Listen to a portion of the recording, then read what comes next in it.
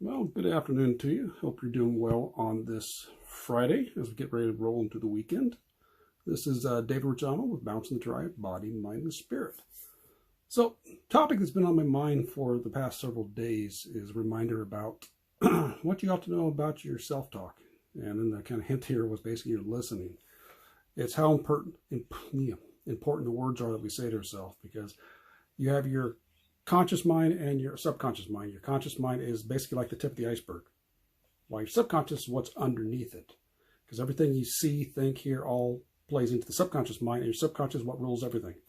One statistic is for every one bit of piece of information you're conscious about, you at least have 1 million that you're unconscious about. But one of the ones we can take control over is our words, what we say to ourselves. A couple different sources I'm coming to you with on this one. One was Marissa Peer. She did a video from Mindvalley's A-Fest, and the year she did this particular video, it was voted the #1 talk. I'll remember, and I'll put a link in the comments too. It's about 45 minutes long, but really good. She's a hypnotherapist. But the biggest thing is a lot of people have issues is because they don't think they're enough. So her big thing, it's created a whole movement. People got tattoos about it, is you tell yourself, I am enough. You repeat that over and over again.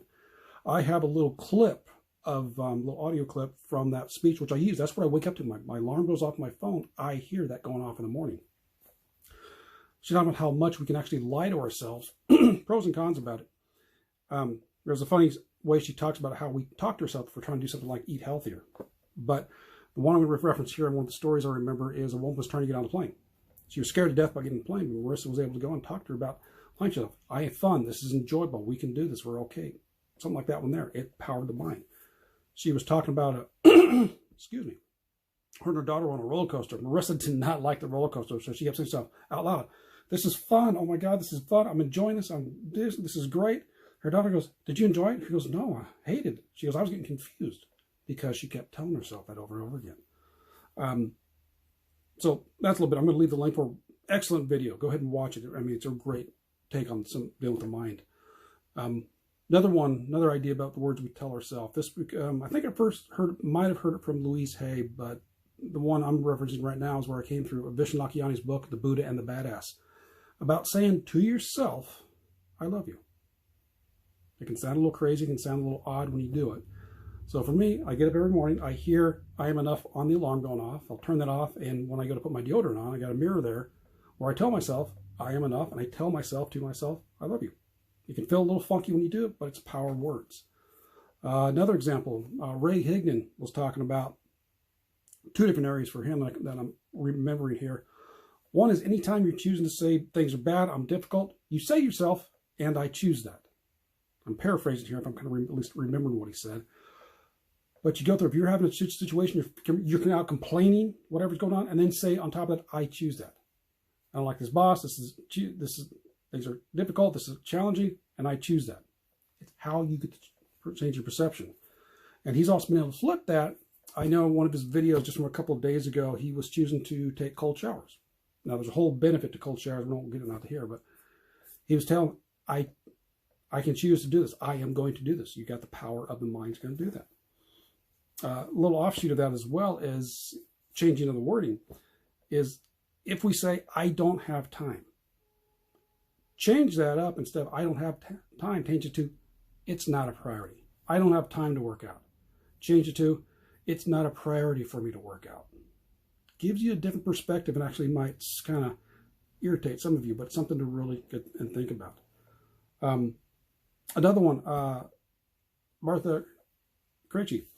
She was talking about this one of her live videos where she's doing acting with people. I am having a challenge. It was a reminder to be wary of the word you say, I am, because you have a tendency to make that come true. So be careful with what you say when I am and what do you follow that by. Or a good one to something to do is just I am, and you leave it at that. But be careful what you attach it to. Another one, I think this was from Louise Hayes, which I try to make sure and do it. You probably won't hear me say, when I went through cancer, you won't hear me say my cancer story. I'll say the cancer. I do not say my because I am not laying claim to that. I do not put attachment to that. Another one from Martha was You got tasks that might be a little more challenging. You can say, I choose to make this fun and entertaining. So all of this is saying there's different ways to do it, but it is the power of the mind. I was going through some paperwork for somebody, and the suggestion they had for themselves was self-talk to help them get out of the situation, but yet on the things that make it worse for them was self-talk as well. We have control over what we tell ourselves, but you have to be aware of it and then make the decision to be conscious of it and make different choices. So be aware of yourself. Are you calling yourself an idiot? Are you calling yourself stupid? Which I hear from some people closest around me. Beware of that state. Beware when you're complaining. If you're complaining out loud, you're being negative about something, about a game, about television, you don't have to watch it. Turn the damn thing off. Choose to make a more positive decision, because again, your mind, the subconscious mind, the conscious mind, that's a whole other topic.